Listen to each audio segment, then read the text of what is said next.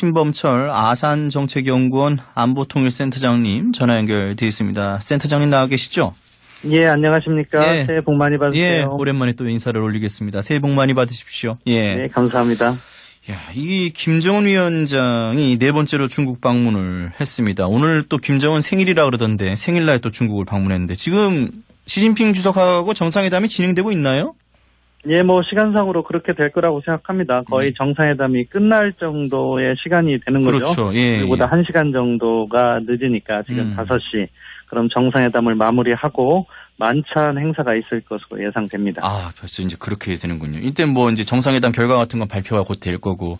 우선 왜 이 시점에 지금 김정은 위원장이 중국을 방문했냐. 이게 제일 궁금합니다.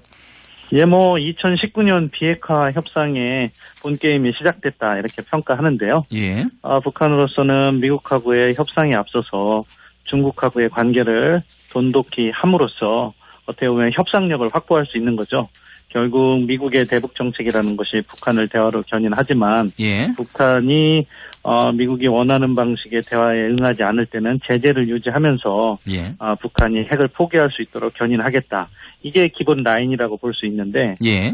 그럴 경우 미국의 제재라는 그러한 부담되는 것에 대응하기 위해서는 아무래도 중국하고의 협력을 돈독히 함으로써 뭐 중국이 공식적으로 북한을 경제 지원하기는 어렵지만 그래도 어느 정도 물밑 지원이 가능한 상황을 만들어 놔야지 또 북한도 미국에 대해서 당당하게 협상에 임할 수 있기 때문에 그러한 북한의 전략적 고려가 반영되어 있다 이렇게 생각합니다. 그렇군요. 쉽게 뭐 보험 들러 간 거네요. 예, 딱 보험이 적절한 표현인 것 같습니다. 예, 그렇군요. 근데 제가 또 늘 궁금한 것이 2차 북미 정상회담이 이제 뭐 여러 가지로 지금 고조되고 있는 그런 분위기인데 시진핑 중국 국가주석이 바라보는 2차 북미 정상회담 속내는 어떨까요?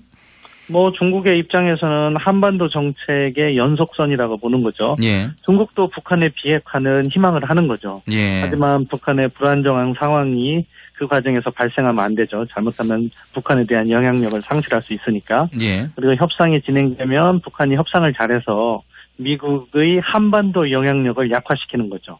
그러니까 한미동맹을 약화시킨다거나 주한미군을 약화시킨다거나 그러한 협상을 북한이 잘하면 결과적으로 비핵화가 된 상황에서 한반도는 어느 정도 중립지대화가 되는 거죠. 예. 그럼 중국은 거기에 보다 많은 영향력을 행사하려는 것이 그들의 기본 입장이라고 봅니다. 물론 이제 뭐 곧 결과가 나오겠습니다만 우리 센터장님이 예상하시는 이 지금 북중강 정상회담 어떤 내용들이 오갔을까요? 어떤 얘기들이? 크게 두 가지 논의를 했을 거라고 발표할 겁니다. 예. 첫째는 한반도 정세에 관하여 깊이 있는 논의를 하였다. 이 한반도 정세라는 것이 결국 북한 비핵화 협상이거든요. 예. 구체적으로 들어간다면은 북한의 비핵화 협상과 또 그에 대한 미국의 보상 조치로서의 제재 완화라든가 그리고 다른 한편으로서는 평화체제 논의. 이 평화체제 논의와 관련해서 중국이 참여하고 싶어 하거든요. 그런 차원에서 북한은 김정은 위원장 신년사에서 이 평화체제 협상을 다자협상으로 가져가겠다 하면서 중국을 배려한 그러한 표현도 넣었는데요. 예. 그런 부분에 있어서 양측의 입장이 조율될 것 같고요. 예. 다른 또 하나의 큰 틀은 북중 간 전통적인 우호 협력을 강화하였다. 이런 표현이 나올 겁니다. 그것은 예. 무엇이냐? 북한과 중국 간에 계속돼서 진행되어 온 우호 협력, 특히 뭐 경제, 사회, 문화, 과학 이런 다차원적인 협력이 진행되어야 되거든요. 북한 입장에서는 그런 부분에 이제 중국에 대해서 요구를 할 것이고, 예. 중국도 뭐 대북 제재를 위반하는 공식적으로 그것에 위배되는 지원을 하긴 어렵지만 그 범위 내에서 가능한 한 북한에게 편의를 제공할 것이다.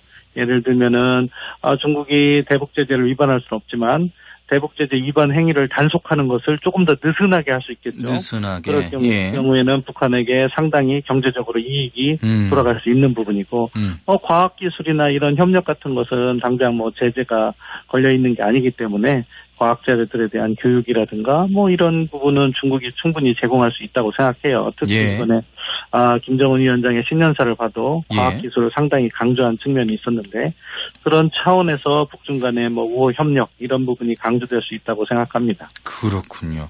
좀 아닌가 아니라 말씀하신 대로 이번에 지금 방중 기간이 한 3박 4일로 길어요. 예, 비교적. 예.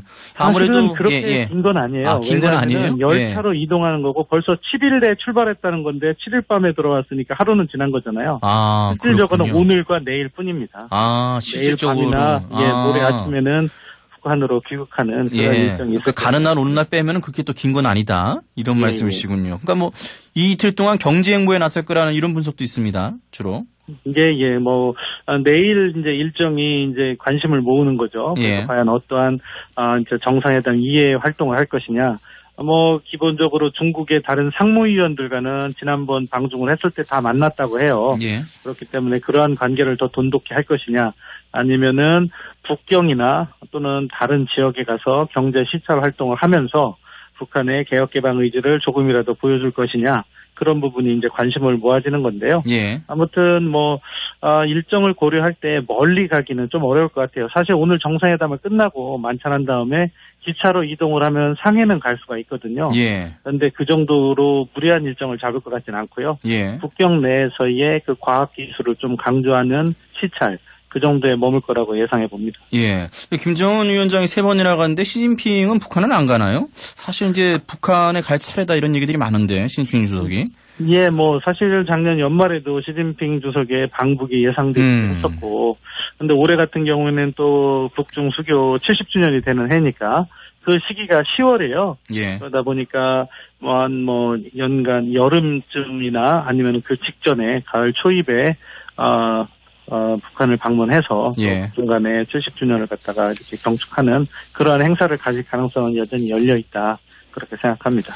예, 제가 오늘 하루 종일 제일 궁금했던 게 노영민 주중대사가 이 와중에 들어와서 이제 청와대 신임 비서실장 임명장을 받기 위해 오늘 아침에 오전에 귀국을 했단 말이에요. 이러면 우리나라 입장에서 우리 정부 입장에서는 업무 공백이 없나요? 업무 공백이 있을 것 같아요. 제 느낌에. 주중 공사가 있거든요. 네. 주중 공사도 상당히 경험이 있는 사람들이 보통 가니까 그러한 역할을 한다고 할 때는 업무 공백 자체는 크지는 않을 거라고 생각해요. 네.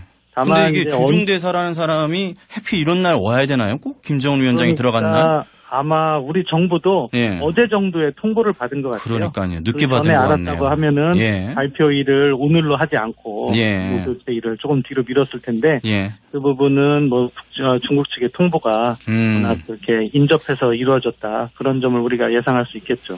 알겠습니다. 센터장님 오늘 말씀 여기까지 듣겠습니다. 예, 감사합니다. 예, 말씀 고맙습니다. 신범철 아산정책연구원 안보통일센터장님과 얘기를 나눠봤습니다.